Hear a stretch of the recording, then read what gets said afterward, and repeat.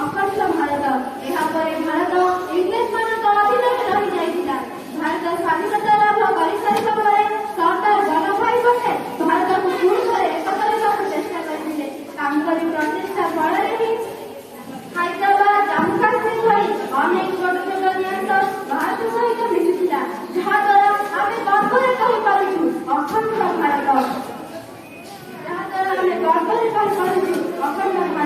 କିନ୍ତୁ ଏବେ ସମାଜବାଦ ରାଜନୀତି ଓ ତୁଚ୍ଛ ମାନସିକତା କାରଣରୁ ଭାରତକୁ ପୁଣି ଥରେ ଅଲଗା କରିବାକୁ ଚେଷ୍ଟା କରାଯାଉଛି। 31 ଅକ୍ଟୋବର 2015 ମସିହା ସର୍ଦ୍ଦାର ବଲ୍ଲଭଭାଇ ପଟେଲଙ୍କ 140ତମ ଜନ୍ମବାର୍ଷିକୀରେ ପ୍ରଧାନମନ୍ତ୍ରୀ ଶ୍ରୀ ନରେନ୍ଦ୍ର ମୋଦିଜୀଙ୍କ ଏକ ଯୋଜନାର ଶୁଭାରମ୍ଭ ହୋଇଥିଲା।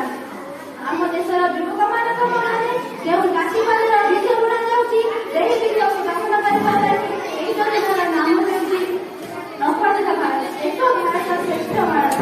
ଏହି ଯୋଜନା କାର୍ଯ୍ୟକାରୀ କରିବାର ମୂଳ ଲକ୍ଷ୍ୟ ହେଉଛି ଆମ ଦେଶର ଲୋକମାନଙ୍କୁ ପରସ୍ପର ସହିତ ଯୋଡ଼ିବା।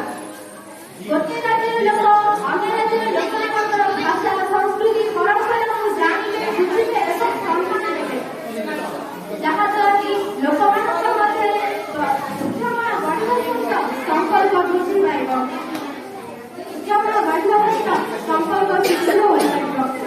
ଆମ ଦେଶ ଭାରତ ଏକ ବିବିଧତା ମଧ୍ୟରେ ଏକତାର ଦେଶ। ଇଏ କେବଳ ତାଜମହଲର ଦେଶ ନୁହେଁ, ଏ ହିମାଳୟ, ଆରାବଳୀ, ସିନ୍ଧୁଜଳ ଭଳି ପ୍ରାକୃତିକ ସୌନ୍ଦର୍ଯ୍ୟ ଭରା ଦେଶ ଅଟେ।